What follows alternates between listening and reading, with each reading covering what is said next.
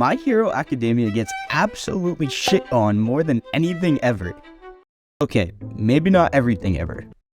Yeah, no, definitely not everything ever. But it's because My Hero sometimes feels like it's a mix of every single cliche to ever exist in the confines of humanity and portrays them all in this obnoxious way of trying to be a 1990s superhero cartoon brought to life in anime. And it just feels very unoriginal at times and really annoying to watch. Do we even have to mention the fandom?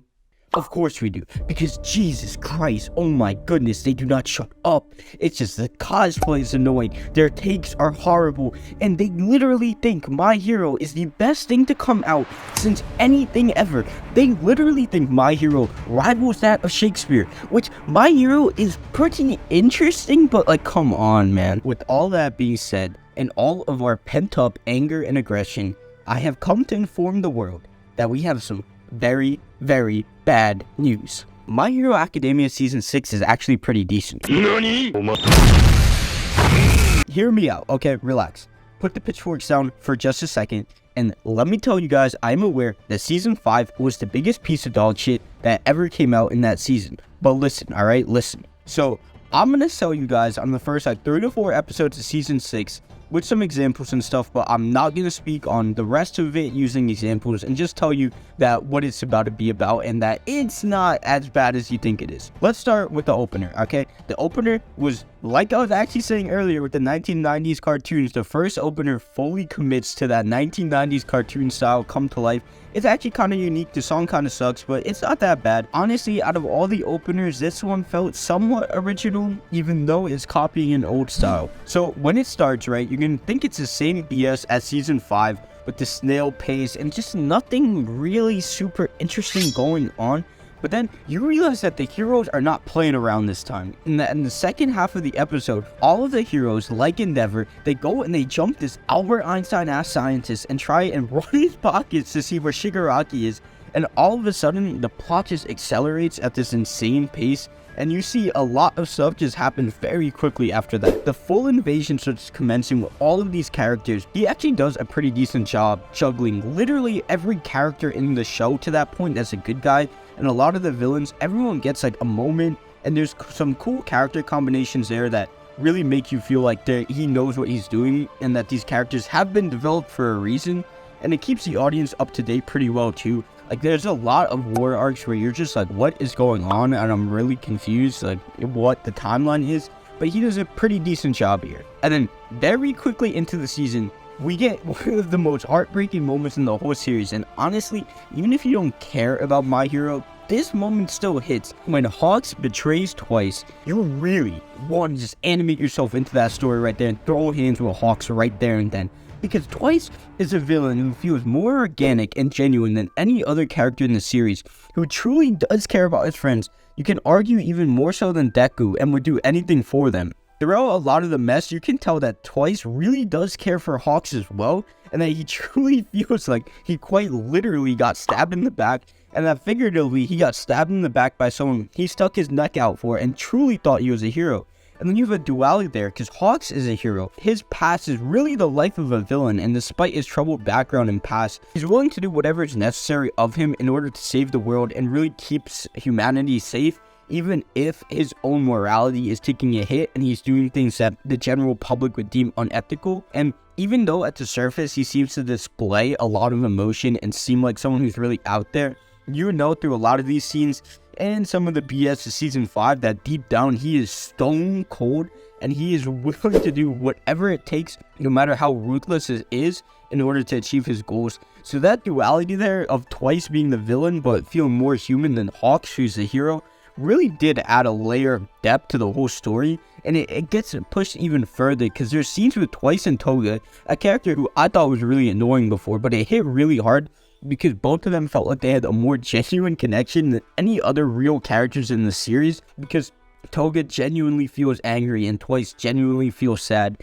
that he cannot protect his friends, and they're way more relatable than some of the actual student heroes that you're supposed to relate to because they're students. Now, in between, there's these absolutely horrible moments, wasted time fights, that with the Nomus, and Jesus, like, it's literally just there to delay the story for no reason at all, and it just drags the pace. And yes, there's some cool moments that come from it, but I don't understand why you can't just have a named character in that situation, and instead you're fighting these clones that you can really only argue are there to delay and add to an army, so it seems like there's more depth there and more actual members. But it just slows the story down, and I hate that. It happens in all kinds of shonen with fodder characters, and it's just something that irks me beyond anything. So with that being said, though, we of course get to Daki, and that transition with Hawks is pretty brutal because you can feel like Daki is just as ruthless as Hawks, and even though Hawks didn't just kill twice, you know that Daki is even more ruthless because he's lived the life of a criminal. When you get his backstory, it really hits hard. What you get there, though, is Daki, it seems just like he has no feeling whatsoever, even to his own side, and he's ruthless in his ambition to only get Endeavor. And you feel that even though Hawks is stone cold, you're like, Daki is 10 times worse. But overall, though, the scene did feel a little awkward because they didn't want to reveal Daki's whole backstory there. So it kind of felt a little weird. Like, you felt like that would naturally be a time to do it. And of course, later in the season, you figure out why.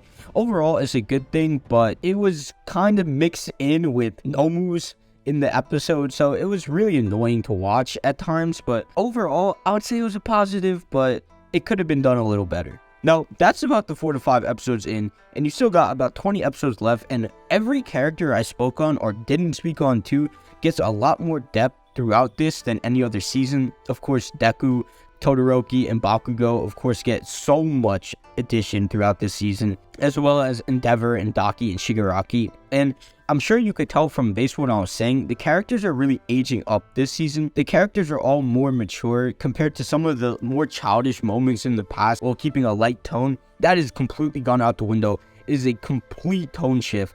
And you have characters that you've watched for 6 seasons now fighting alongside their adult counterparts who just can be obnoxiously useless sometimes. And I'm talking about Endeavor because, Jesus, like, what is he doing sometimes? And Genius, bro, everyone forgets about you, and for good reason. Genius is also useless. But with that being said, there is a proper battle here, and you realize that it's not a case of teaching kids how to be the adults and teaching kids how to be heroes. It's more of the kids need to be heroes in this situation. And the show goes really deep into the social psychology behind that. Social psychology in general and how fear can control the masses is something that is interpreted on a very deep level. And I also think they do it very well. And even though from what I've said in the 4 to 5 episodes may seem same old, there's some really dark moments in the series, particularly with Deku. You've probably seen some of it online. And it's really good stuff. And it really is something, though, that My Hero has never touched on before. So I think that's something that will intrigue you. I would definitely say still give Season 6 a little bit of an attempt. You might still hate it, but it's not as bad as it may seem. Look, I know we bag on My Hero a lot for good reason.